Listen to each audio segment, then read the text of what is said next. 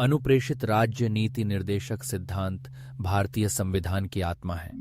एक ऐसा मार्गदर्शन जो हमें आदर्शों की ओर बढ़ने के लिए सतत प्रेरित करता है। संविधान के भाग 4 में अनुच्छेद 36 से 51 तक ये निर्देशक सिद्धांत संहिताबद्ध हैं। हमारे संविधान निर्माताओं ने यह विचार सबसे पहले 1937 के आयरिश संविधान से लिया था, जिसे स्वयं आयरलैंड ने स्पेन के संविधान से प्रेरित होकर अपनाया था। डॉ भीमराव अंबेडकर ने तो इन सिद्धांतों को भारतीय संविधान की नई विशेषता कहा था।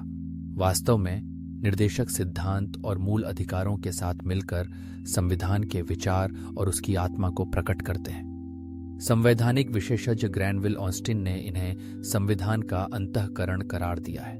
जब हम इन नीति निर्देशक सिद्धांतों की प्रमुख विशेषताओं को समझते हैं तो सबसे पहले यह स्पष्ट होता है कि राज्य के नीति निर्देशक सिद्धांत वह उच्च आदर्श हैं जिनका ध्यान रखते हुए राज्य को अपनी नीतियां और कानून बनाना चाहिए। ये सिद्धांत संवैधानिक स्तर पर राज्य के लिए एक प्रकार की सलाह या मार्गदर्शन है, ताकि विधायी, कार्यपालिका और प्रशासनिक कार्यों में वे इन आदर्शों का पालन करें। अनुच्छेद 36 के अनुसार इस भाग में राज्य की परिभाषा वही है जो भाग 3 यानी मूल अधिकारों में है, जिसमें केंद्र व राज्य की विधायिका तथा कार्यपालिका, सभी स्थानीय निकाय और अन्य सार्वजनिक प्राधिकरण समाहित हैं। ये नीति निर्देशक सिद्धांत 1935 के भारत सरकार अधिनियम में उल्लिखित इंस्ट्रूमेंट्स ऑफ इंस्ट्रक्शन की तरह है। डॉ अंबेडकर के अनुसार निर्देशक सिद्धांत दरअसल वही इंस्ट्रक्शंस हैं जो ब्रिटिश सरकार ने गवर्नर जनरल और राज्यों के गवर्नर को जारी किए थे।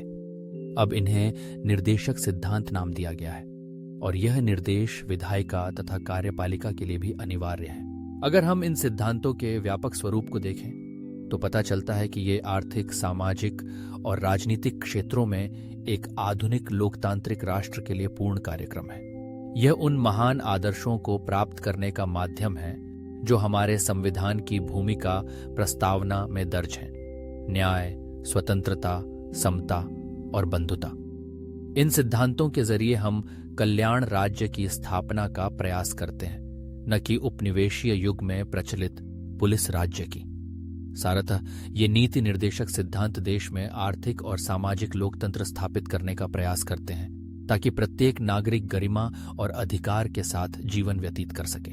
यह जानना भी महत्वपूर्ण है कि नीति निर्देशक सिद्धांत न्यायालयों द्वारा लागू योग्य नॉन जस्टिसेबल नहीं है, अर्थात इनके उल्लंघन पर राज्य को न्यायालय मजबूर नहीं कर सकता कि वह इन्हें लागू करे। फिर भी संविधान के अनुच्छेद 37 में स्पष्ट किया गया है कि ये सिद्धांत देश के शासन के लिए मौलिक हैं और राज्य का यह परम कर्तव्य है कि वह कानून बनाते समय इनका यथासंभव पालन करे।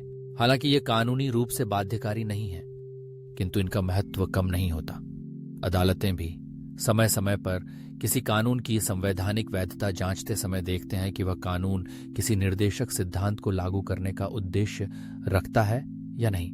ऐसे मामलों में यदि कोई कानून अनुच्छेद 14 कानून के समक्ष समानता या अनुच्छेद 19 मूल स्वतंत्रताएं के विरोधाभास में हो, परंतु वह कोई निर्देशक सिद्धांत पूरा करने की कोशिश कर रहा हो, तो अदालतें उसे उचित मानकर असंवैधानिक ठहराने से बच सकती हैं।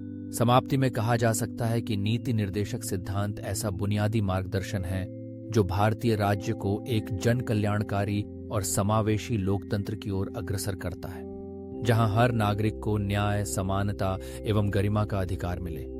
ये न केवल संविधान की आत्मा है, बल्कि हमारे लोकतांत्रिक भविष्य की दिशा भी तय करते हैं।